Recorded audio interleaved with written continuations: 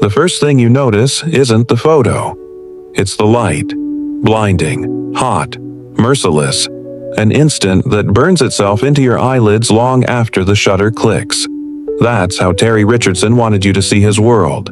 Stripped bare, unretouched, and shockingly close. In the early 2000s, fashion loved him for it. But under that harsh glare, some things were never meant to be exposed. Welcome back to 102 Hours, the space where you drift through stories that linger long after the headlines fade. You settle into the calm hum of your own breathing, feeling the weight of the evening slide from your shoulders. If you're listening right now, take a second.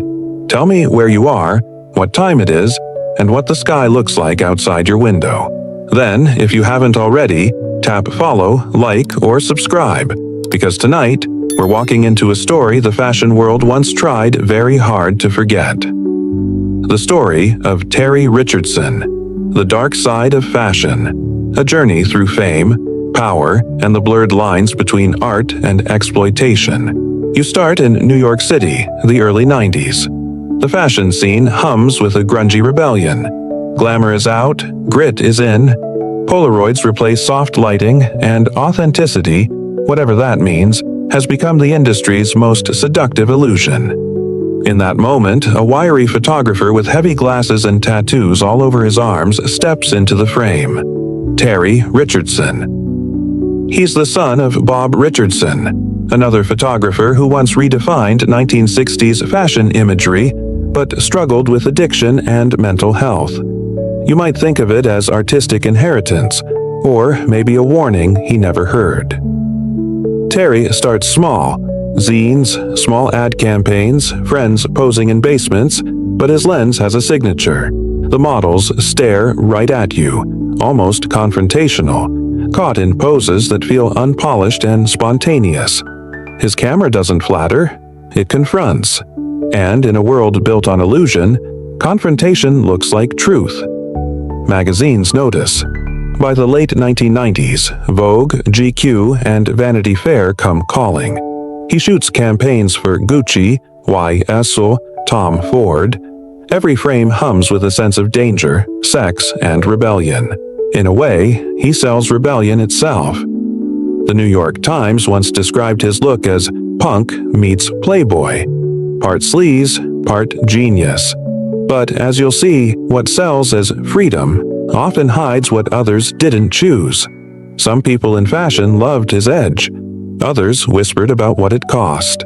On set, his shoots were notoriously raw. Casual nudity, sexual innuendo, boundary-blurring jokes. To outsiders, it looked like a party. To insiders, sometimes it didn't feel like one. Early assistants recall long days that bled into late nights, where professionalism and provocation were intentionally tangled. Investigators still question whether the behavior that later surfaced, allegations of coercion, pressure, or humiliation, had roots even then. Maybe fame magnified what was always there. Maybe the culture of the time gave cover to what no one wanted to call abuse. You picture a typical Richardson set. Fluorescent lights, disposable camera, cheap motel, and a small crowd of people who desperately want to belong. The photos that emerge become emblematic of a generation's cynicism. Fashion without fantasy. Beauty without kindness. Celebrities pose with him. Beyoncé, Kate Moss, Miley Cyrus, Jared Leto, and more. The paradox grows louder. The same industry that idolizes empowerment is celebrating a man whose art depends on submission. He cultivates a persona. Loud, ironic, seemingly transparent. The big grin, the thumbs-up pose, the plaid shirt. You might mistake it for harmlessness. But his aesthetic is also his armor. It disarms critics with the language of authenticity. When questions arise, is this exploitative? He says, no, it's real. By 2001, blogs and indie magazines begin whispering about uncomfortable photoshoot experiences. Some models, mostly anonymous, describe sessions that turned sexual or left them feeling cornered. Yet nothing sticks. Editors dismiss the stories as gossip. Agencies keep booking him. In an industry where powerful men are often untouchable, reputation moves faster than accountability. The irony is almost cinematic. The man who built his fame exposing what others hide is now hiding behind his own exposure. His brand of being too honest becomes the perfect disguise. A quirky tidbit you may not know. In his early career, Richardson claimed that shooting with cheap point-and-shoot cameras helped him break barriers. The simplicity supposedly made models relax. But looking back, that same low-budget aesthetic made it easier to blur professional lines. Less equipment, fewer witnesses, more intimacy. What once looked like minimalism now reads like strategy.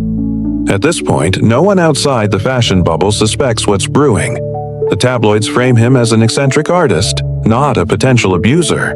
The fashion elite still invite him to parties, and brands keep cutting checks. You sense the imbalance growing.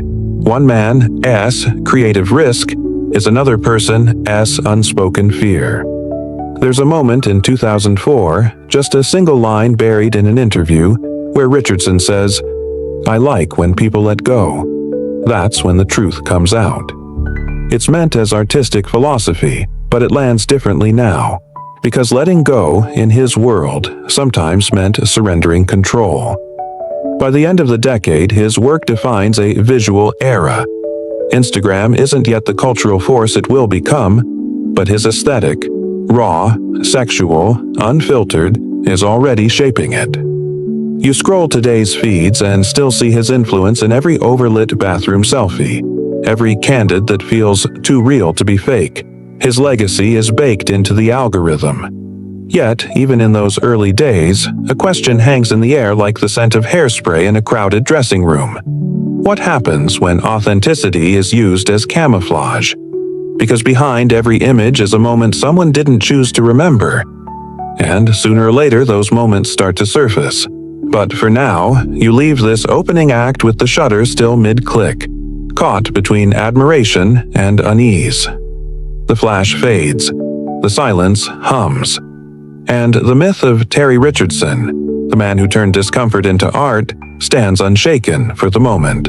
You can almost smell the mix of cigarette smoke and hairspray when you step back into that cramped Lower East Side studio in 2001. The air vibrates with loud music, the Strokes, Peaches, or something even dirtier, and every few minutes, a flash cuts through the haze. You watch Terry Richardson behind the camera, crouched low, talking fast, laughing louder. He's not directing so much as daring his subjects to go further. That's his secret. Control disguised as chaos. What you see is a kind of performance. One part photography, one part social experiment. Richardson calls it breaking boundaries. The magazines call it fresh. The models, some say it felt like liberation, others say it felt like pressure. The cult of shock doesn't form overnight. It's built one scandal at a time. His work for Purple Vice and GQ isn't just edgy, it's gleefully transgressive. His portraits look spontaneous, but they're choreographed accidents. Sweat-smeared skin, awkward grins, and the ever-present hint that something indecent might happen at any second. For Richardson, discomfort is the art. You notice the contradiction right away. The fashion world, forever chasing rebellion, pretends to be shocked but secretly feeds on it. The more critics accuse Richardson of going too far, the more designers call his agent. It's a cycle that rewards outrage, not restraint. You start to realize the system didn't just tolerate his behavior, it celebrated it. In one early campaign for a major brand, Richardson cast ordinary people off the street, asking them to strip and pose beside luxury items. The result? Provocative, viral, profitable. To the public, it looked like satire. To insiders, it looked like a power game. He was testing how much humiliation the fashion world would applaud before flinching. Investigators still question whether the shock he cultivated was ever just aesthetic, or whether it was a shield. Because the more extreme his art became, the easier it was to hide misconduct under the label of provocation. A fringe tidbit. In his early Vice magazine days, Richardson reportedly encouraged models to write crude phrases on their bodies in marker, framing it as self-expression. Many later described it as manipulative, a way to make them complicit in their own objectification. To his fans, it was art. To his critics, it was conditioning. The cult of shock didn't just belong to him, it belonged to an entire era. Early 2000s pop culture was obsessed with too much. Reality TV, paparazzi meltdowns, and celebrity scandals blurred the line between fame and humiliation. In that climate, Richardson's work didn't look predatory.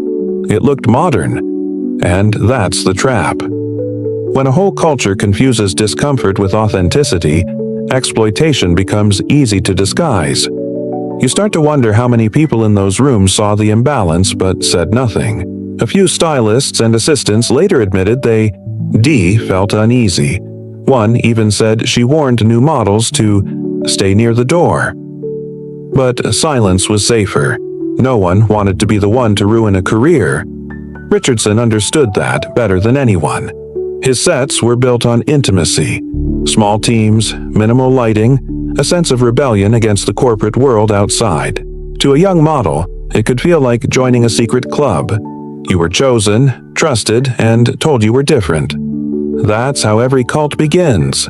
Flattery first, fear later. When interviewers asked about his explicit imagery, Richardson laughed it off. "It's all about freedom," he'd say. "People just being themselves." The phrase became a mantra, repeated in fashion circles until it sounded benign. But freedom is slippery when one person holds the camera and the other doesn't. By the mid-2000s, his reputation as fashion's favorite provocateur was cemented. He shot world tours for Lady Gaga, album covers for Miley Cyrus, campaigns for Diesel, Tom Ford, and Marc Jacobs. His work was everywhere. Billboards, magazine racks, red carpets. Every brand wanted the Terry effect. Scandal with just enough irony to sell perfume. And here's where the real mystery starts to deepen. Why did an industry obsessed with beauty fall so hard for ugliness? Maybe because Richardson gave them permission. He made vulgarity chic. His grainy, overexposed aesthetic turned cruelty into candor, and the world applauded. But fame has a short half-life. By 2009, a different kind of rumor was spreading. Anonymous blog posts, message board confessions, small exposés, each telling similar stories of crossed boundaries. At first, no one wanted to believe them. The cult of shock had its own gospel. If you're uncomfortable, you're just not cool enough. That's when the cracks began to show. Photographers who once worshipped him started keeping distance. A few models refused to work with him again. Agencies fielded quiet complaints. But fashion has always moved on to the next season. A particularly strange detail emerges in one archived interview. Richardson said he admired Larry Clark, S. Kids, and Harmony Korine, S. Gummo, films that blurred art and exploitation. He called them real. That word again, real. You hear it repeated so often it stops meaning anything. The cult of shock, in the end, isn't about truth, it's about control. And in those studios, control always belonged to one man with a camera. As you fade out of this memory, you can still hear the shutter clicking in the dark. You can still see the grin behind the lens. And you can feel the unease that comes from realizing the boundary between art and abuse isn't a line. It's a shadow, and you've been standing in it. You step into a pristine, white studio somewhere in Soho. The floor glistens, the assistants move silently, and the models, barely out of their teens, stand under a haze of perfect light. Everything looks glamorous from the outside. But inside that silence, you can sense something else. Something like tension. The kind that lingers even after the camera stops clicking. Terry Richardson's name still carries power in this room. To book him is to announce that your brand is bold, irreverent, maybe even dangerous. You hear stylists whisper his nickname, Uncle Terry. A phrase meant to sound affectionate, but always landing somewhere between irony and warning. It's around 2009 that the whispers begin to get louder. Models trade quiet stories over coffee, at fittings, in the back corners of agency halls. They speak carefully, checking who's listening. Each story is slightly different, but the themes repeat. A request that went too far, a photo shoot that crossed from professional to personal. A feeling of being pressured into something you didn't need not want, but didn't know how to refuse. One model recalls being asked to undress without warning. Another says she was told to simulate acts she hadn't agreed to. Yet when they talk to colleagues, the advice is always the same. That's just Terry. And so the stories get buried beneath a mountain of excuses. It's art, it's fashion, it's the price of fame, but a pattern is starting to take shape. Investigators still question whether Richardson's reputation for spontaneity was actually a calculated mask, whether edgy improvisation was his way of erasing accountability. Because when nothing is planned, nothing can be proven. A quirky tidbit. Insiders claim Richardson preferred to shoot on cheap Yashica point-and-shoot cameras, even when he could afford the best equipment. He said it made models drop their guard. In retrospect, that phrase feels chilling. Dropping one's guard can mean more than relaxing. It can mean surrendering control. By 2010, a few stories escape the industry bubble. An anonymous model posts a blog titled, "Don't Shoot with Terry Richardson." Another young woman, Jamie Peck, writes a detailed account of an uncomfortable shoot from years earlier, complete with descriptions that make your stomach knot. She claims he pressured her to perform sexual acts during a session that was supposed to be artistic. The story goes viral. Richardson responds with a public denial, calling it all a witch hunt, insisting that every participant in his shoots was an adult, fully consenting, and that his reputation is being distorted by people who misunderstand his art. Many in the fashion world accept his defense without question. After all, controversy sells. Still, you can feel the atmosphere shifting. A few high-profile stylists quietly stop recommending him. A handful of magazines, smaller, independent ones, say they'll no longer feature his work. But major brands remain loyal. Power protects power. You imagine the psychology of those studios. A famous photographer surrounded by assistants, stylists, interns, models, all dependent on him for access, connections, or validation. The imbalance is staggering. One no could end a career before it starts. In that environment, silence isn't complicity, it's survival. By this point, Richardson's imagery has become cultural shorthand. Celebrities like Miley Cyrus, Rihanna, and Lady Gaga pose for him in ways meant to look rebellious, even self-aware. The public interprets it as empowerment. The deeper truth, what happens off camera, stays buried. And here is the most painful part.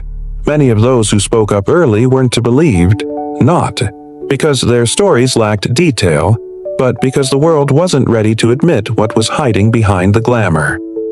The industry's gatekeepers, the editors, the PR teams, the agents, had too much to lose. Investigators still question whether there were moments when evidence could have emerged earlier. Emails, contracts, photos that might have supported the women's accounts. But the fashion world is expert at self-erasure. Sets get dismantled. Assistants move on. Memories fade. What remains are the images. Flawless, seductive, sterile. You'd never guess what the room felt like when they were taken. A small but revealing detail. Richardson often inserted himself into his own photographs, sometimes naked, sometimes posing with the model. Critics once called it self-referential genius. Later, it started to look like something else entirely. A way to normalize the crossing of lines, to make intrusion appear artistic. You think about the psychology of that moment, how an entire creative culture trained people to equate transgression with authenticity. The idea that real art has to hurt someone to mean something. It's a lie so old it's become tradition. By 2014, even some of Richardson's former defenders begin to reconsider. When the Sunday Times publishes a major piece detailing several allegations, Condé Nast issues a statement that it will review its collaborations. But nothing decisive happens yet. The machine keeps moving. And here's where you realize the deeper tragedy. The fashion industry, for all its obsession with image, has always struggled with empathy. It builds icons out of discomfort, sells rebellion as beauty, and hides cruelty behind lighting and retouching. Richardson didn't invent that system. He just embodied it. You leave the studio in your mind, the flash still echoing behind you. The models are gone, the makeup brushes are packed, and what remains is that silence again. The silence that follows complicity. Because glamour up close always has cracks, and sometimes it takes years for the light to slip through. The first time you really think about the word consent in fashion, it feels almost out of place, like an unwelcome guest at a glamorous dinner party.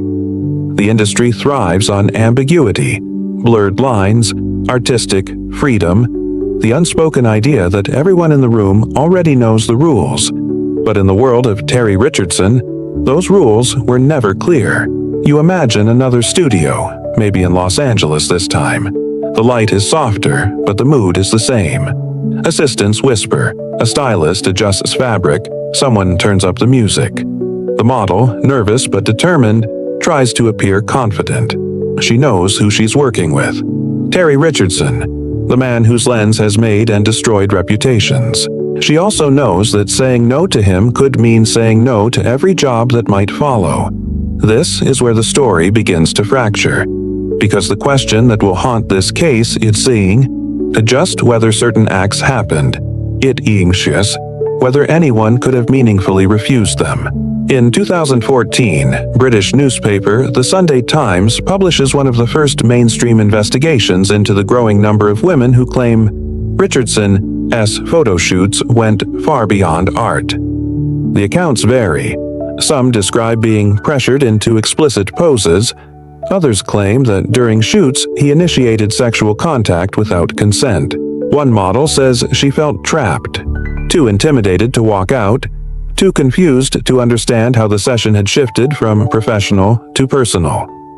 Richardson's response is immediate and emphatic. He denies every accusation, calling the stories false and malicious, claiming his relationships with subjects were consensual and mutual. He reminds everyone that many of his shoots involve nudity or sexuality by design, an aesthetic, not an assault. And because he's the one with fame, connections, and credibility, his voice carries further than those of his accusers. But something is shifting. The public mood is less forgiving. The Me Too movement hasn't yet reached full force, but people are listening in a new way. Blogs and forums begin to archive testimonials that might once have vanished. Fashion insiders, mostly women, start admitting they've heard similar stories for years. Investigators still question whether those early press accounts, had they been pursued more seriously, could have changed the industry's trajectory. Because each allegation wasn't just about one man. It was about a structure that made silence profitable. A quirky tidbit surfaces from a 2007 V magazine feature. Richardson was asked how he builds trust with his models. His answer, "I just tell them, be yourself. Don't overthink it." On paper, it sounds like encouragement, but to those who later spoke out, the phrase had another meaning, a cue to drop boundaries. You trace the evolution of his power. By the late 2000s, Terry isn't just a photographer, he's a brand. He's shooting campaigns for luxury houses, directing music videos, even publishing coffee table books filled with explicit imagery. The line between fine art and pornography blurs deliberately. And that's the point. The more taboo the image, the higher its value. But the human cost is buried in that calculation. Behind every glossy photo is someone who may have walked away from that set feeling complicit in something they didn't choose. You start to realize that consent isn't just a contract, it's a context. And when context is warped by fear or imbalance, the word itself collapses. The story of Richardson becomes, in many ways, the story of an era. The early 2010s were saturated with slogans about empowerment and self-expression, yet few questioned who controlled that narrative. Models were told to own their sexuality, but always through someone else's lens. The photographer's gaze defined the meaning. As you look closer, you see how the system enabled it. No HR departments, no neutral observers, just informal networks of assistants and interns who learned early that staying quiet kept them employed. Fashion agencies sometimes warned new models privately. Don't be alone in the room, don't drink anything offered, but never publicly. The silence isn't just about fear, it's about the illusion of glamour. Everyone wants to believe they're part of something extraordinary, and that belief keeps them compliant. When a celebrity photographer crosses a line, calling it out feels like sacrilege, and yet, cracks continue to form.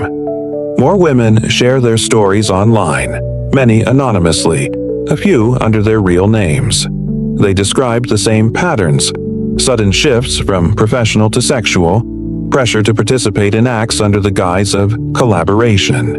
Richardson's defenders insist it's all part of his artistic language.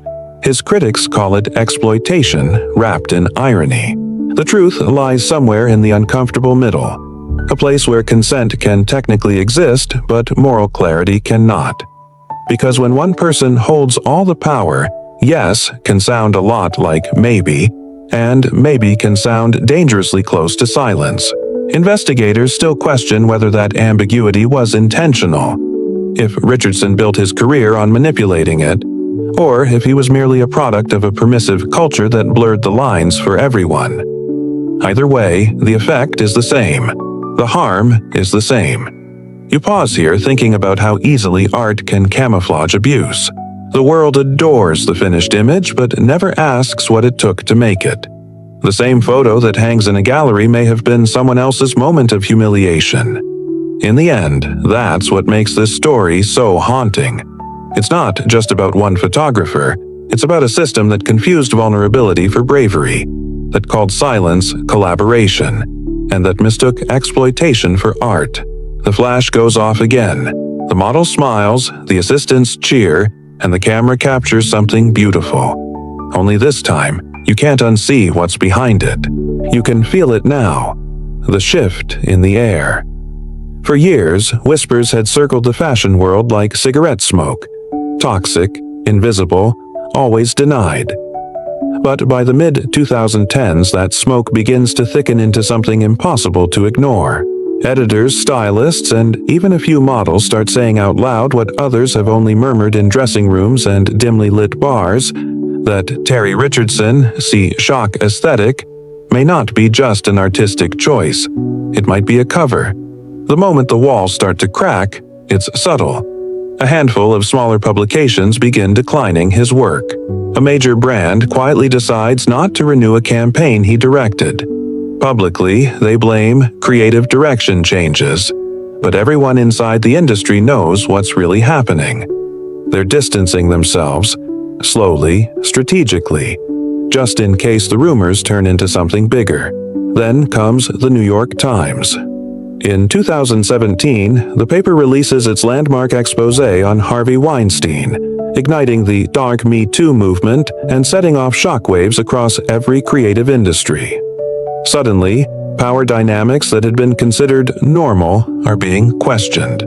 Models, assistants, interns, all start realizing they're not alone. And in that new light, Terry Richardson's past no longer looks like avant-garde rebellion. It looks like something else entirely. A few weeks later, The Telegraph publishes a bombshell report: Fashion brands drop. Terry Richardson amid abuse allegations. Within days, Condé Nast International, the powerhouse behind Vogue, GQ, and Vanity Fair, issues a memo to global editors. The message is simple and final. No one is to commission or work with Terry Richardson again. The statement spreads through the fashion community like wildfire. Photographers forward it to each other. Agencies circulate it quietly. For some, it feels overdue. For others, it feels like betrayal. After all, this was the same man the industry had celebrated for decades. You picture the moment Richardson reads the memo himself. Maybe he's at his Manhattan studio, scrolling through his phone, the same fingers that once held the shutter trembling slightly. The words must have landed like a verdict. He releases a short statement through a representative, insisting that the decision is unfair, that he has always been transparent about his work and relationships, and that every collaboration has been mutually consensual. But in a cultural moment where silence itself is an admission, denial is no longer enough. Behind the scenes, brands move swiftly. Valentino, Bulgari, and Diesel all cut ties. His name disappears from upcoming campaigns, editorials, and credit lists. Even longtime collaborators erase traces of him from digital archives, replacing his name with vague mentions of team photographers. The reaction isn't only about morality, it's also about survival. The fashion world senses the tide has turned, and no one wants to be the last person clinging to a sinking ship. Yet, for many of the models who had spoken out years earlier, the sudden purge feels hollow.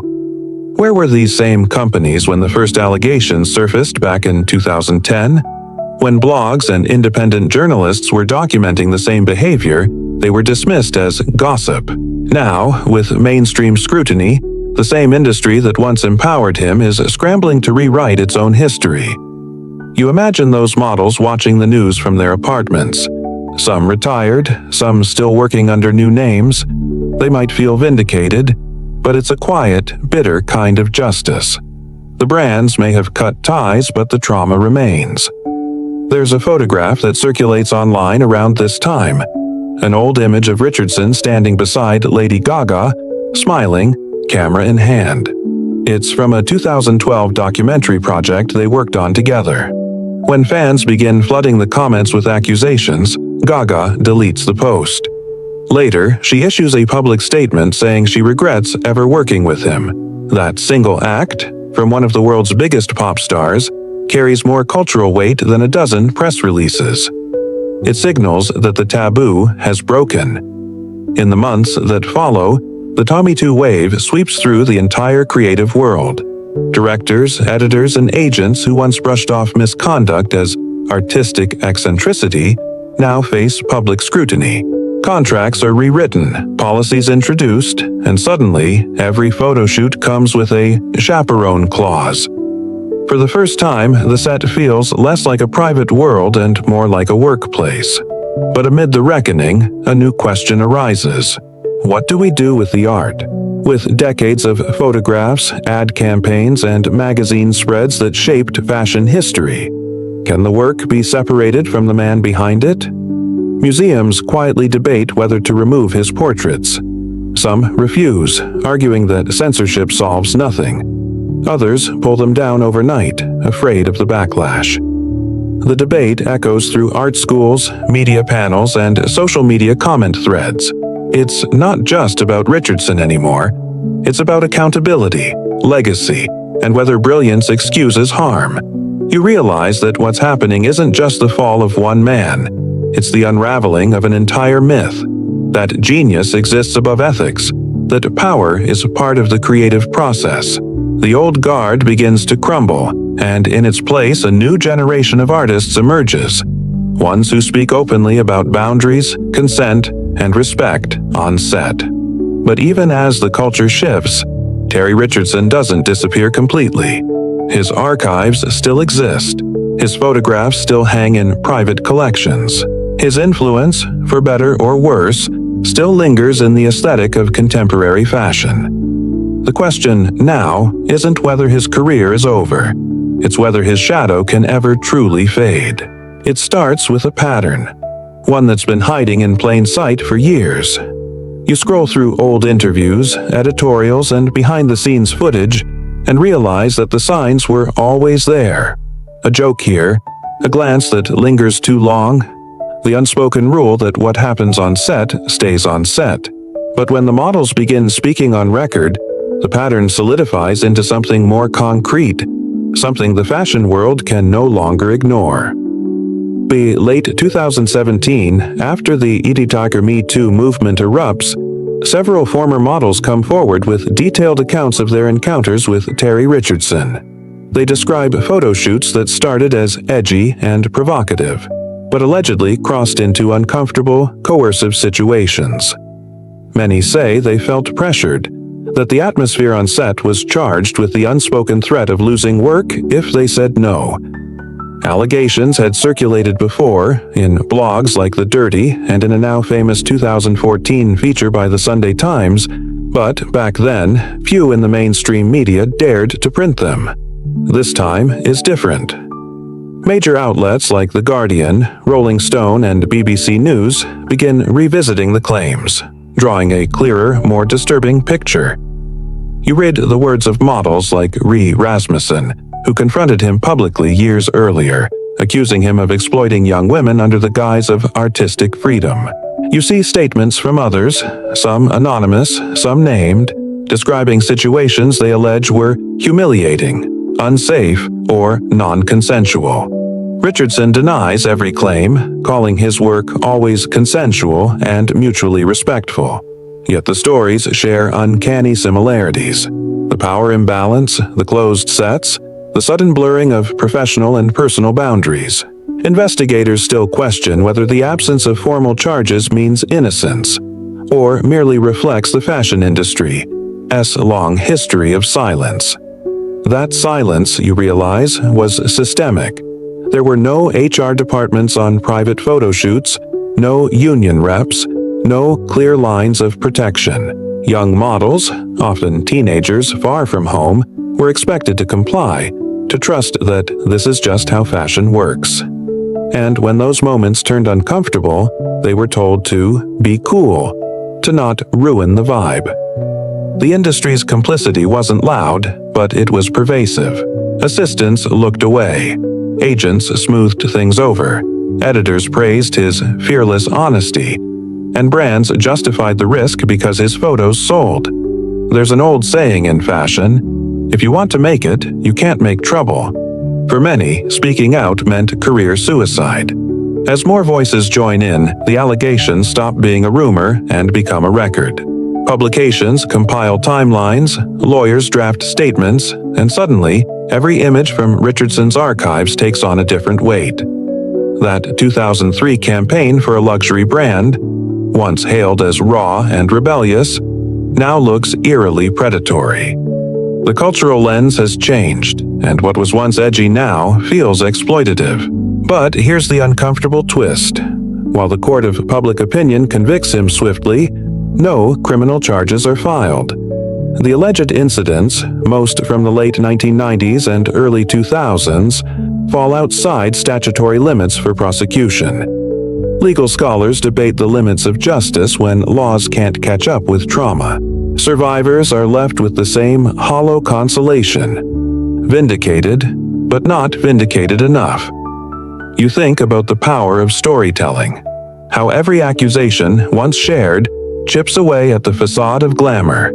It's no longer just about one man, but about the culture that enabled him. For decades, provocation was mistaken for bravery, and boundaries were dismissed as artistic experimentation. Now, the same photos that once defined coolness serve as cautionary exhibits. Some fashion insiders admit they'd heard things for years. One editor says, off the record, everyone knew Terry was intense, but he got results, and that's what mattered. It's a rare moment of candor, and a confession that speaks volumes. Meanwhile, Richardson keeps largely out of sight. No major statements, no lawsuits against accusers, just the occasional photograph surfacing online from his pre-scandal days. It in S, as if he S frozen in time. A relic of an era that finally ran out of excuses. His official website, once a portfolio of celebrity portraits and campaigns, becomes eerily still. Yet, for all the noise, there's something haunting about the quiet moments, the way victims describe being laughed at when they tried to speak up. One model recalls confiding in her agent only to be told, "Don't take it personally. That's just his style." Another remembers leaving the set in tears but saying nothing because she feared she'd never work again. The reckoning comes years too late for many of them. But the Adult Survivors Act in New York, passed in 2022, briefly reopens the door. It allows victims of sexual misconduct to file civil suits, even if the statute of limitations has expired. Within months, multiple women file lawsuits against Richardson, alleging assault and coercion. Once again, he denies everything. Still, something has changed. The lawsuits aren't just about him. They're about accountability, about rewriting what normal means in creative industries. Brands that once worked with him now issue statements affirming their zero-tolerance policies. Younger photographers cite his downfall as a warning of what happens when ego eclipses empathy. But despite the cultural shift, the story doesn't offer simple closure. There's no single verdict, no headline reading guilty. Instead, there's a trail of testimonies, raw, contradictory, and deeply human. And as you sit there scrolling through yet another article, another old photo resurfaced, you start to wonder, how many other stories never made it this far? How many names remain unspoken because the cost of telling them was too high? The shadows that cling to the world of fashion aren't just about one man with a camera. They're about an industry that learned to look away, until looking away became impossible. You can almost hear the shutter click, even now. The rhythmic pop of flashbulbs echoing like a heartbeat that won't die. For years, Terry Richardson lived inside that rhythm, his name synonymous with provocation, his camera an extension of his persona. But by 2018, that world has collapsed. He's no longer the enfant terrible of fashion photography. He's a name whispered with discomfort, a relic of a culture that finally decided to draw a line. When the accusations resurface and multiply, Richardson responds in the only way he knows, through control. His representatives issue a carefully worded statement. Terry has always been transparent about his photographic style and the relationships that have arisen within it. Every participant has been a willing adult, and every interaction consensual. The words feel polished, measured, designed to protect a brand rather than confront the pain behind the headlines. But while the statement circulates online, another story unfolds behind closed doors. Models trade private messages about new lawsuits. Editors who once championed his work now distance themselves completely. Publicists rewrite histories. Campaign credits disappear. Fashion, for all its talk of loyalty, is a fair-weather friend. You watch it happen in real time. A man once courted by luxury houses now finding his name scrubbed from digital archives. His past exhibitions vanish quietly from galleries. When journalists attempt to contact former collaborators, most decline to comment. Others speak carefully, saying, "It was a different time." It's always a different time, until the bill comes due. Richardson's denial becomes the centerpiece of a cultural divide. On one side, those who defend artistic freedom. On the other, those who see his work as proof of an abusive system hiding behind creativity. The debate is not just about him anymore.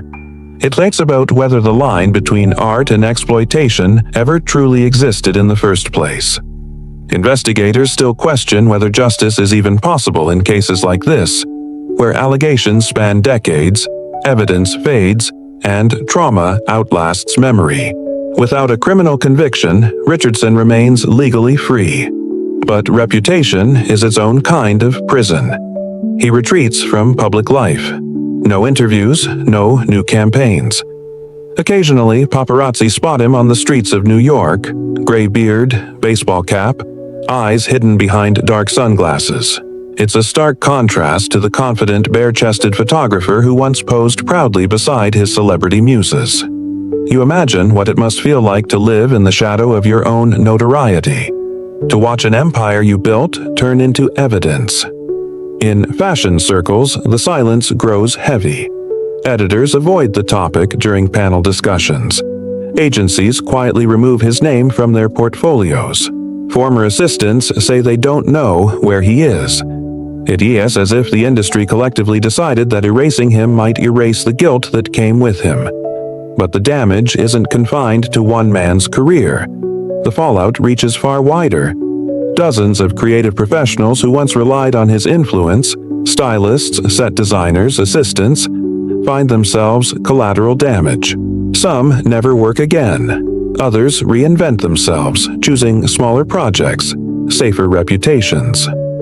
One former model, who had shot with Richardson in the early 2000s, later tells The Guardian that the real punishment wasn't what he did, but how long everyone pretended it didn't happen. It's a haunting statement, and one that lingers, because fashion, for all its reinventions, has a short memory. Scandals fade. Magazines rebrand. The machine keeps turning. Meanwhile, Richardson's name starts reappearing, subtly, quietly, in unexpected places. A private gallery in Tokyo hosts a retrospective of his early work, omitting any reference to the controversies. A small European fashion magazine republishes an archived photo shoot without naming the photographer. The images are still visually striking. Bright flash, raw expressions, the signature energy that once defined a generation. But now they carry the weight of everything that came after. You can sense the unease in the air. Viewers don't know how to react. Should they appreciate the artistry or reject it entirely? Some say erasing him is censorship. Others argue that keeping his work alive perpetuates harm. The divide deepens, not just among critics but within audiences themselves. For Richardson, his fractured existence becomes his new reality. He is neither fully cancelled nor fully forgiven. Instead, he exists in a cultural limbo, remembered but unwanted. The internet never forgets, but it also never forgives. And yet, something darker remains beneath the surface. Those who worked closest to him described the atmosphere of fear that surrounded his sets. Not overt violence, but manipulation wrapped in charisma. The idea that if you just went along, you'd be part of something iconic. That fear doesn't vanish with a few headlines. It lingers in memory, in industry culture, in the cautionary tales told to young models today. You imagine walking through an old studio of his. Dusty backdrops, stained Polaroids scattered on the floor, the air thick with the ghosts of ambition and complicity. Every shutter click a reminder of a time when art was used as armor. For years, Terry Richardson represented a kind of creative rebellion, an energy that dared to offend. But rebellion without empathy curdles into something else. What was once edgy now feels like exploitation wearing designer glasses. Publicly, he denies. Privately, the world moves on without him. You realize that perhaps the real story here isn't his fall, but the industry's slow awakening. The uncomfortable recognition that every image, no matter how beautiful, carries the fingerprints of the power that created it. And somewhere in a forgotten archive, the flash still goes off. Just one more time. You remember exactly where you were when the dam finally broke. Maybe you were scrolling through headlines, or maybe you saw the memo.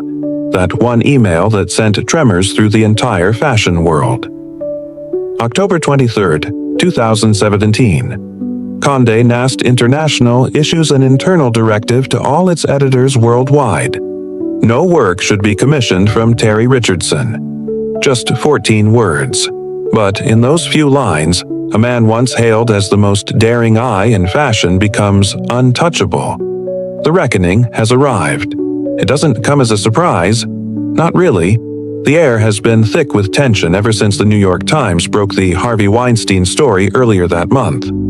Hollywood is burning from the inside out, and everyone knows fashion will be next.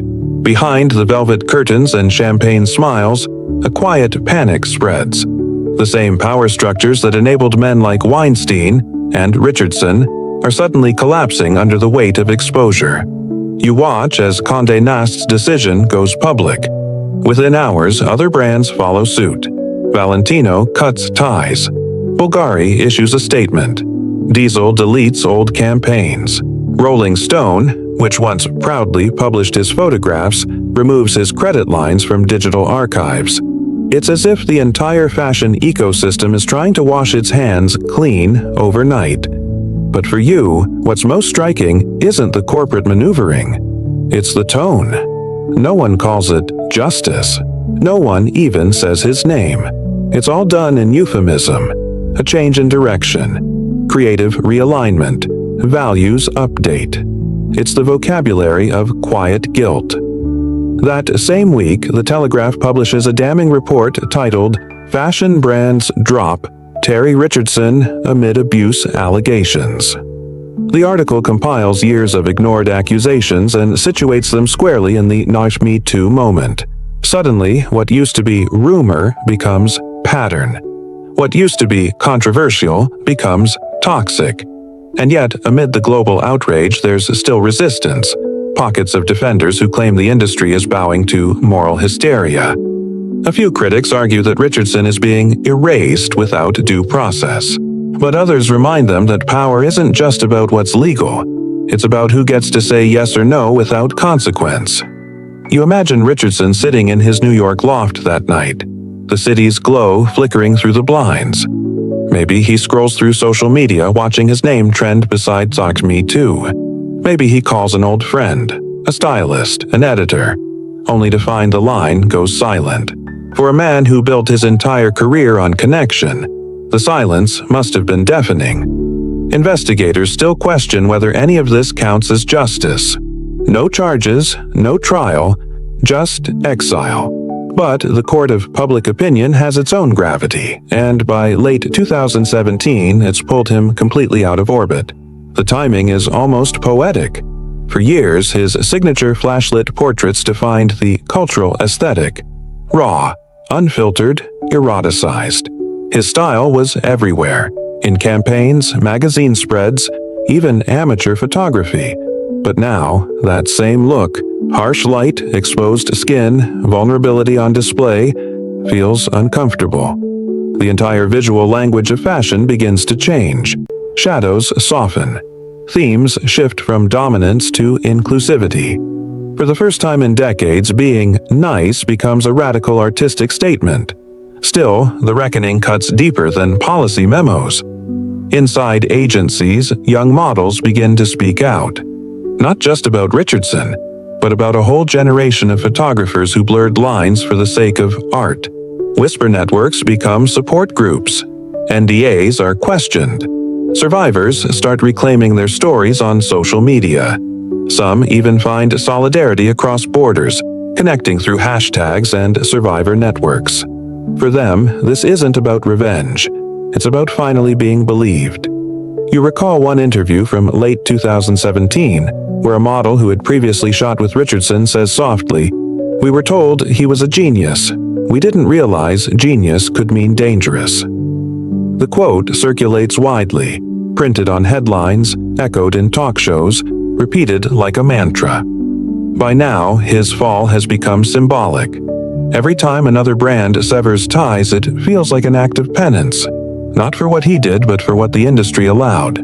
And yet, there's an uneasy undercurrent. Because everyone knows this isn't just one man's story.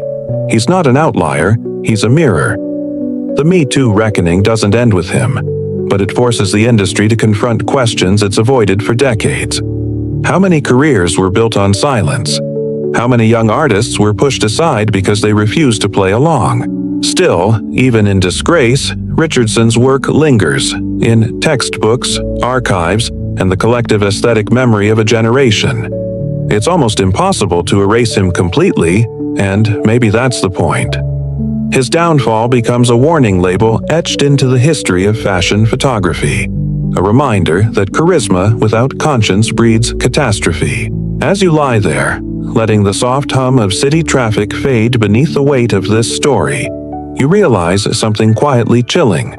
The reckoning wasn't just about him, it was about the audience, about us, and what we were willing to celebrate before we decided to care. In the glow of that revelation, the camera's flash doesn't look like light anymore. It looks like exposure, harsh, unrelenting, and overdue. By the time the lawsuits arrive, the world has changed.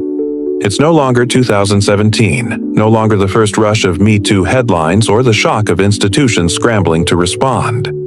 It's 2023, and New York State has opened a legal window that feels, to many survivors, like a long-delayed sunrise. It U.S. called the Adult Survivors Act, a one-year look-back law that allows victims of sexual misconduct to file civil suits even if the statute of limitations has long expired. When it passes, hundreds of women across different industries step forward to reclaim their stories. And among the many names that surface again, one stands out, familiar yet heavy with history. Terry Richardson. You can feel the collective intake of breath as the news breaks. Rolling Stone, The Guardian, and BBC confirm the filings. Two women, both former models, have sued Richardson and his associates, alleging sexual assault and coercion during photo shoots years earlier. Their claims date back to the early 2000s, a time when he was at the height of his fame, shooting for Vogue, GQ, and countless global campaigns. In their filings, the plaintiffs describe nearly identical patterns: private sets, promises of career advancement, and situations that began as artistic collaboration, but, they allege, devolved into acts they never consented to. Each lawsuit names not only Richardson but also several corporate entities that employed or promoted his work, arguing that the industry itself turned a blind eye. Terry Richardson, through his lawyers, issues a response denying all allegations. He insists every interaction was entirely consensual and calls the suits meritless. There is no criminal prosecution. These are civil cases about accountability rather than imprisonment. Still, the implications are enormous. Investigators still question whether civil litigation can ever deliver what criminal justice couldn't: truth, closure, or even real accountability. After all, these cases are about stories that happened in private decades ago in an industry built on power and ambiguity. As the filings circulate, the public reaction is a mix of exhaustion and quiet fury. To many, it feels like déjà vu, a return of old ghosts the fashion world had tried to bury. Brands that distanced themselves in 2017 issue polite no-comment statements. Others reaffirm their commitment to safe working environments, as though corporate virtue could erase institutional complicity. But the lawsuits cut deeper than PR statements. They force the industry to confront a legal truth it long avoided. Silence has an expiration date. For years, fashion's informal economy of favors, secrets, and whispered warnings protected powerful men from consequences. Now, the courtroom offers survivors something the industry never did: a stage where their voices can be edited out. You read one of the court documents. It's raw, clinical, and devastatingly familiar. The details are not sensationalized, just factual. Yet each line lands like a weight. You can almost hear the echo of those flashbulbs, the sound that once symbolized success now tainted by coercion. The legal process moves slowly. Motions, responses, procedural delays, justice in molasses. Some journalists call it the long shadow of the shutter. Others say it's the final chapter in a saga that never truly ended. But for the survivors, it's not about headlines. It's about being heard in a system that once refused to listen. One of the plaintiffs tells The Guardian in an interview, "We were told to keep quiet because he was too powerful. Now, he's just another defendant." There's no triumph in her tone, just quiet steadiness. Survival, not victory. In legal filings, Richardson A.'s team argues that his work has been misunderstood and that he has been unfairly targeted by shifting social norms. It's the same defense that echoes through creative industries whenever accountability collides with ego. But this time, something is different. The lawsuits aren't about celebrity anymore. They're about documentation, contracts, NDAs, payment records, hard evidence, not myth. Meanwhile, journalists begin digging through archives, tracing the network of agencies, assistants, and editors who facilitated those shoots. Some admit they didn't know. Others, more candidly, say they didn't want to. The truth, as always, lies somewhere in between, a mosaic of denial and dependence. What's striking is how muted Richardson's defenders have become. The people who once called him brilliant now avoid mentioning his name altogether. He's radioactive, even among those who still privately admire his artistic vision. His old studio sits unused, its walls lined with framed portraits of celebrities who no longer acknowledge him. You picture that space, the ghost of flash residue on the walls, a silence thicker than dust. The props, still there, plastic chairs, dirty floors, props that once symbolized rebellion now feel like evidence. And outside, in the world he once helped define, a new generation of photographers emerges. Ones who speak openly about ethics, consent, and accountability. Their work still pushes boundaries, but it does so without crossing them. They cite Richardson's downfall as a warning, a reminder of what happens when power goes unchecked. The lawsuits, whether they succeed or not, mark something irreversible. They're the tangible proof that silence has an endpoint, that an industry's culture can change, even if slowly, even if painfully. In a sense, this is the true reckoning. Not the memo, not the public outrage, but the quiet persistence of those who refuse to let history fade into denial. As the year draws to a close, the cases remain pending. No verdicts, no settlements announced. Just time. That slow, patient force that exposes everything eventually. And you, sitting in the soft hum of your own quiet room, realize that justice, like photography, is all about exposure. Sometimes it's harsh, sometimes imperfect, but it's the only light we've got. Years pass, and the world keeps moving. The lights change, the faces on magazine covers shift, and yet fashion remains the same, hungry, fast, and always chasing what's next. It is an industry built on short memory, where yesterday's scandal becomes tomorrow's aesthetic. And so, the silence begins to return. You start to notice it in small ways. Old photos by Terry Richardson reappear quietly in mood boards on Pinterest, uncredited but unmistakable. His signature harsh flash and voyeuristic angles are now being copied by new photographers who grew up seeing his work before they ever heard his name. The aesthetic has outlived the artist.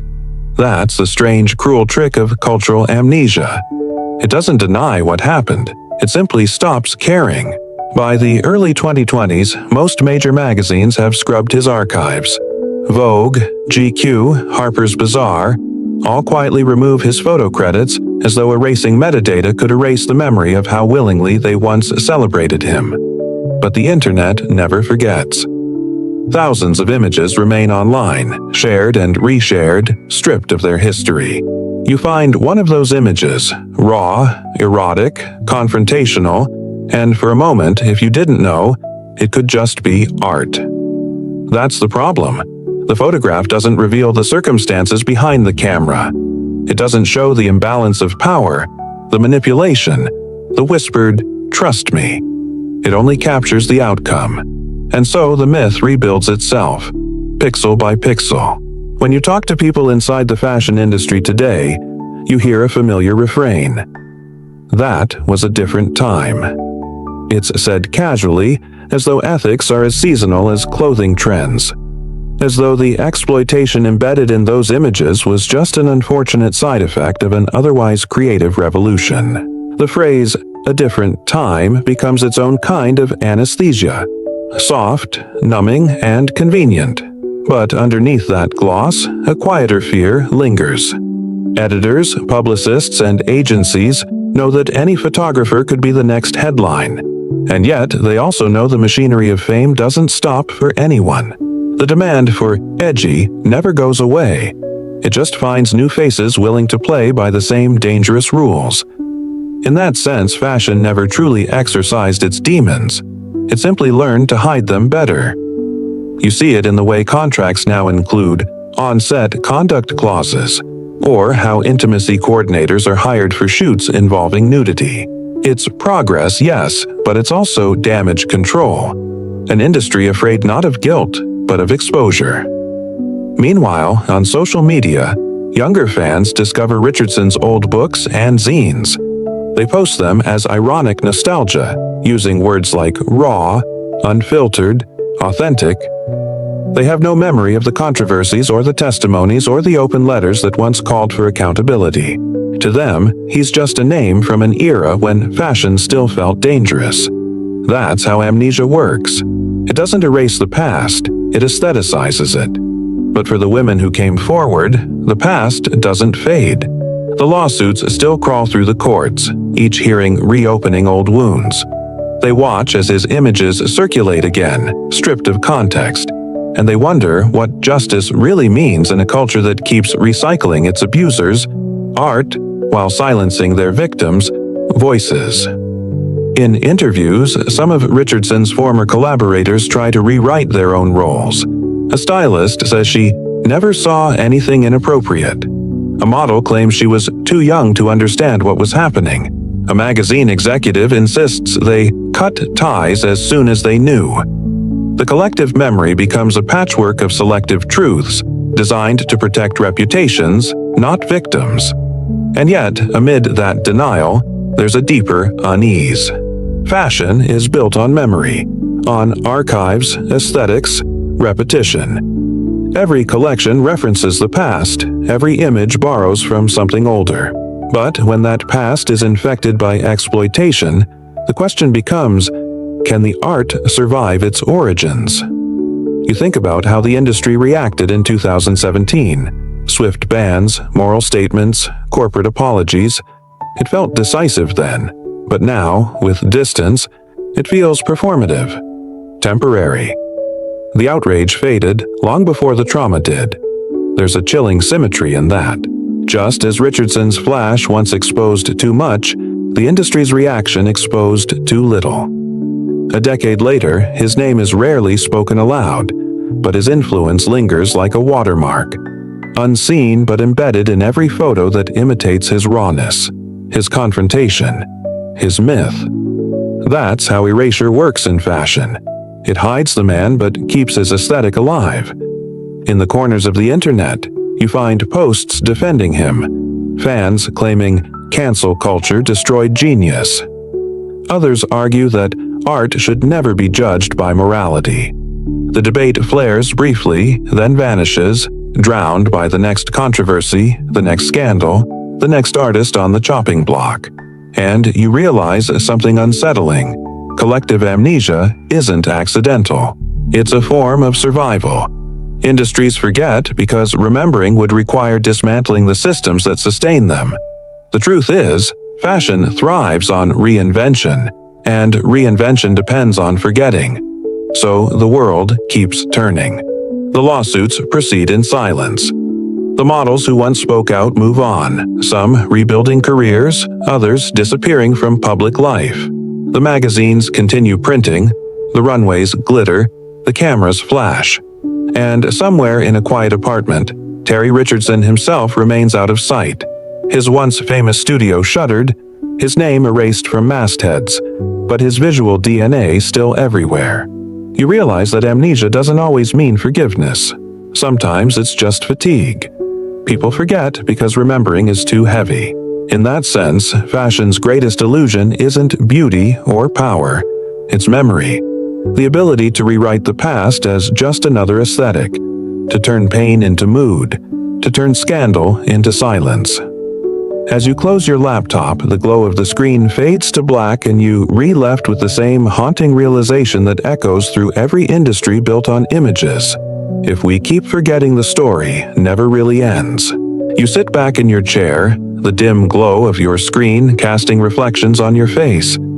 On it, a photograph stares back. Sharp flash, washed-out colors, awkward sensuality. It's unmistakably a Terry Richardson shot. You can feel the discomfort it's meant to provoke, but you also can't deny its raw immediacy, the way it grabs attention, and that arid where the uncomfortable question begins. Can you still look at the art when you can look past the artist? That debate has haunted every creative field, cinema, literature, music, and here in fashion photography, it's louder than ever.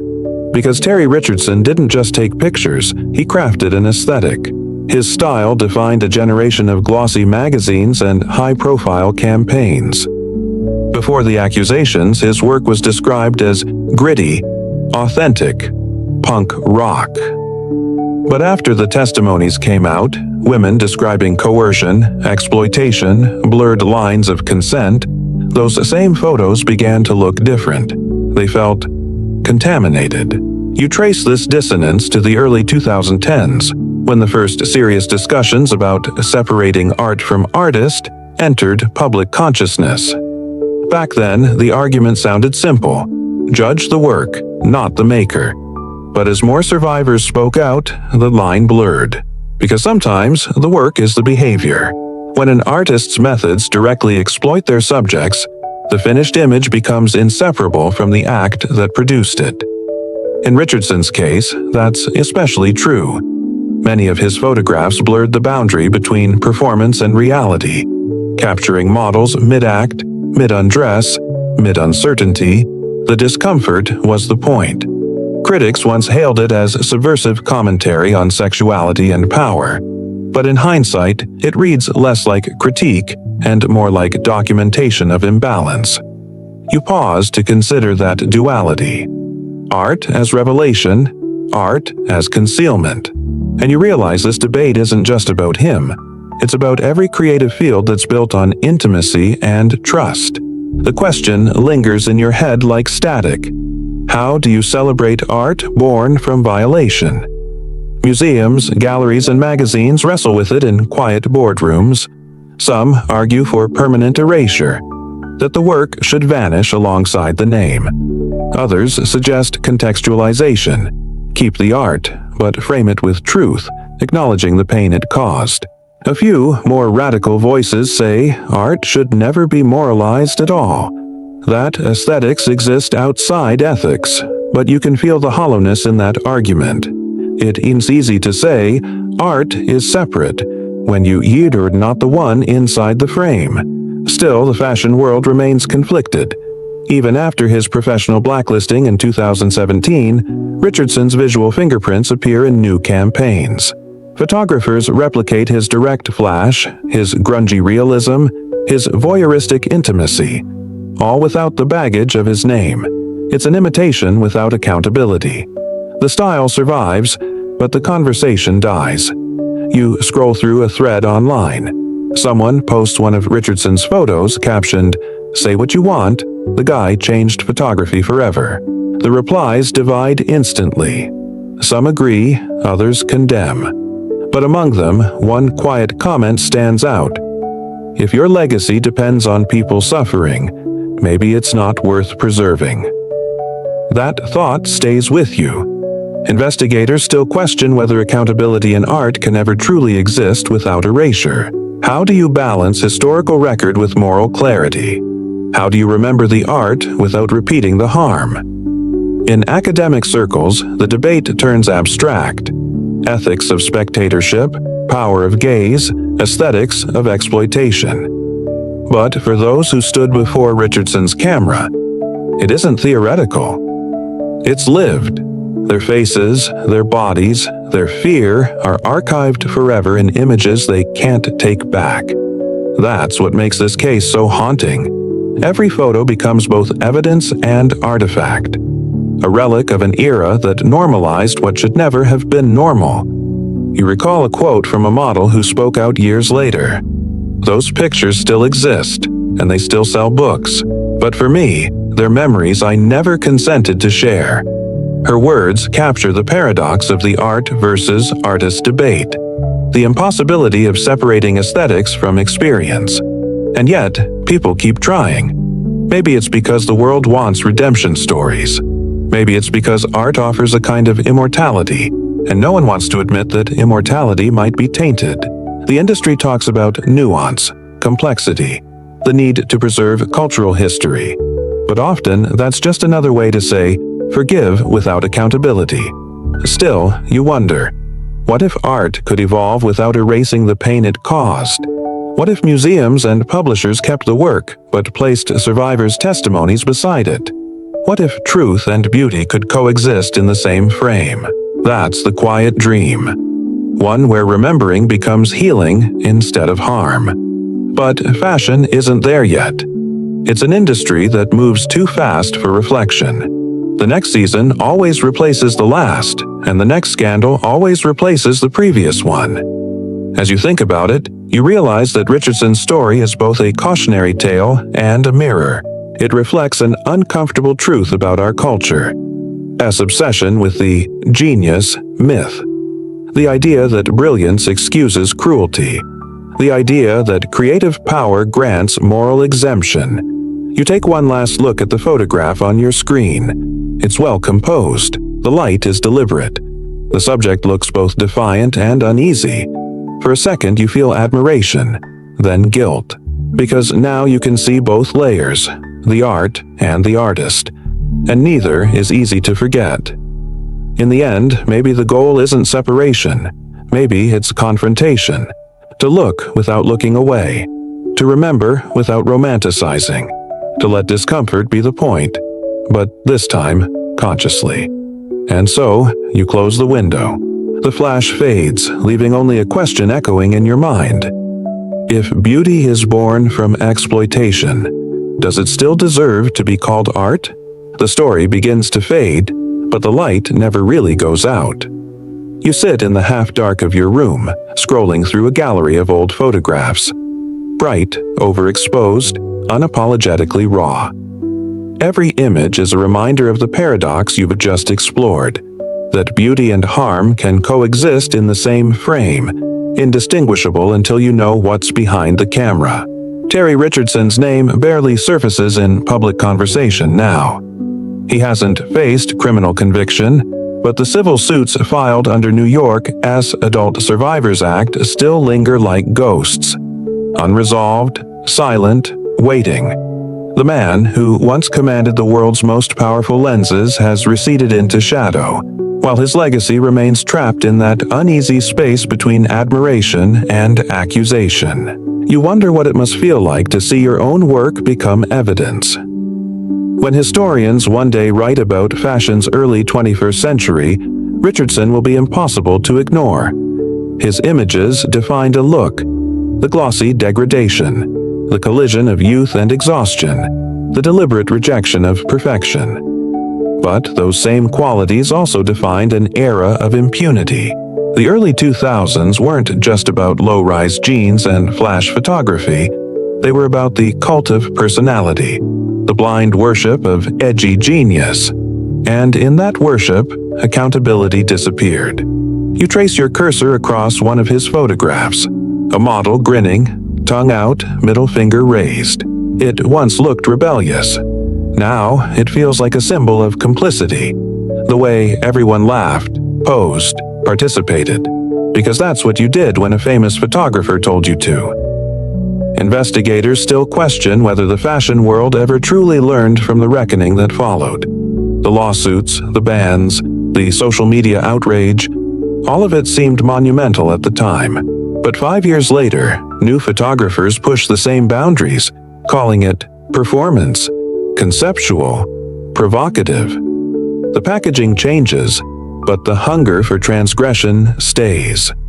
You begin to realize that the true darkness of this story isn't Terry Richardson himself. It's the ecosystem that allowed him to exist, the silence that nourished his myth, and the audience that consumed it without question. Because every photograph needs a viewer, and every scandal needs a stage. In quiet moments, some former collaborators admit they saw things, gestures, requests, moments that didn't feel right, but they told themselves it was art.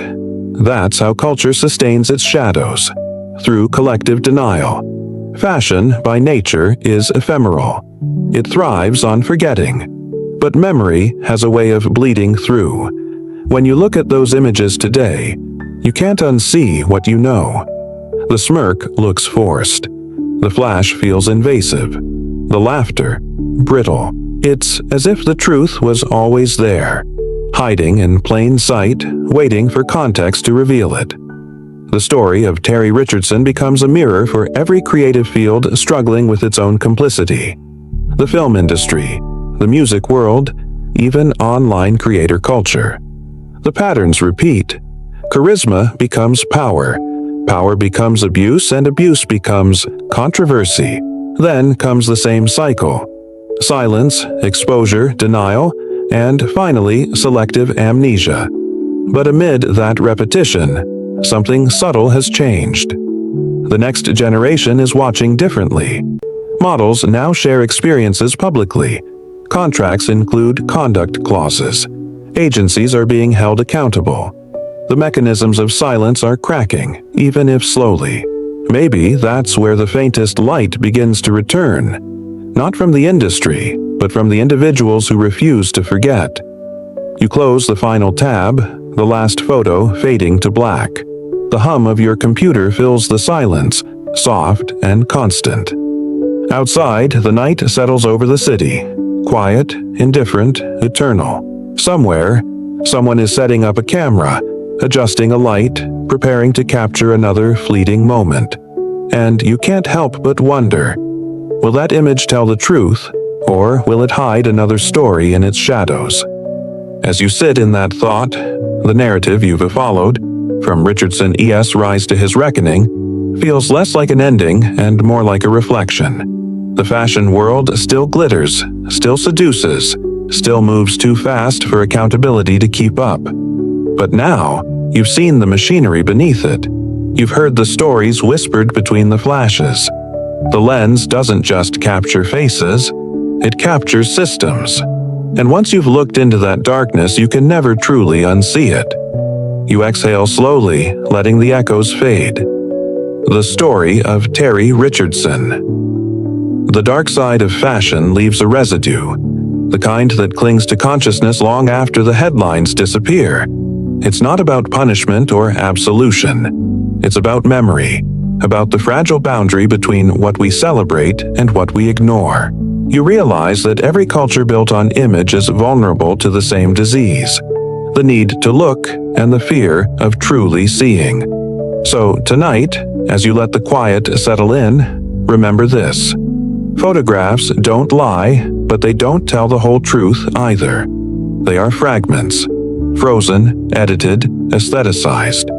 What we choose to believe about them reveals as much about us as it does about their creator.